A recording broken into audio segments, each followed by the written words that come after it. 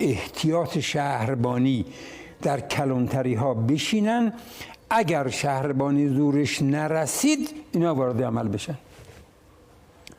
هیچ وقت ما وارد عمل نشدیم. زنده باشین.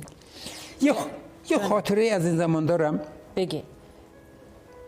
3 آبان 57. 3 آبان. فردا 4 آبانه. چه روزیه؟ تولد شاه. خب 3 آبانه.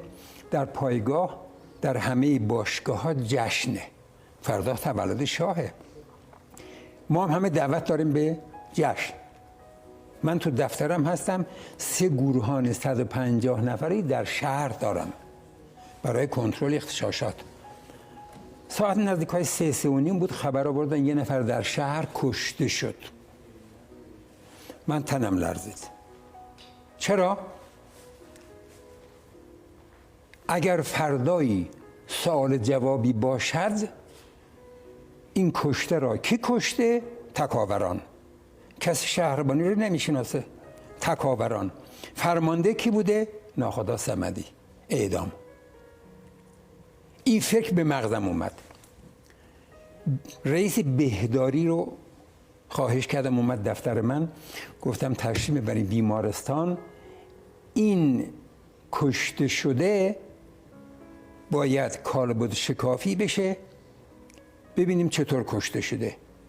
چرا این فکر به نظرم اومد؟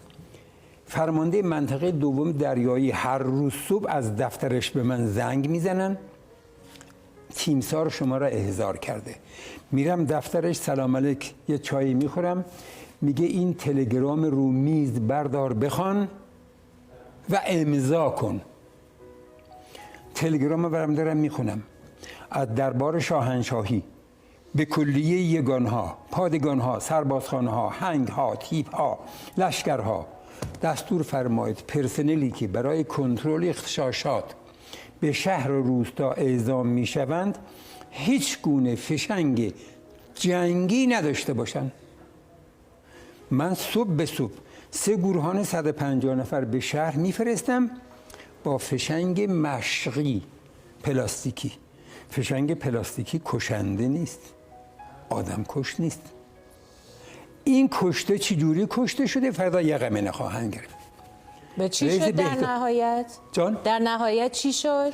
نهایت این شد رئیس بهداری رفت، بعد از طولانی، اون موقع موبایل نبود که زنگ بزنیم، طولانی مدت برگشت اومد دفتر من، گفت این صورت جلسه بیمارستان، این مهر بیمارستان، هم امضای پزشکان، از داخل شکم کشته شده گلوله پپشه بیرون اومده. گلوله پپشه مال کیه؟ اسلحه سازمانی شهربانیه. پس تکاور نکشته.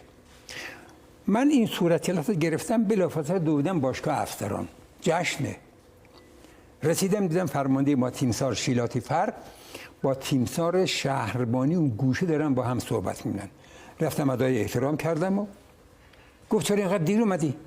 عرض کردم که تیمسار کار داشتم نتونستم. همون لحظه اون فکری که به مغز خودم رسیده بود اتفاق افتاد. رئیس شهربانی برگشت گفتش که تکاوران 1 نفر را در شهر کشتند.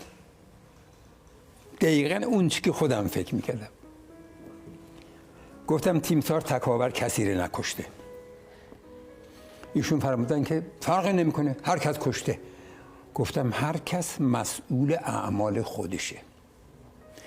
صورت جلسه از جیبم در آوردم داد دست تیمسار شیلاتی فر، خوندن. عرض کردم تیمسار کالبد شکافی کردیم، گلوله پپشه از شکمش در اومده.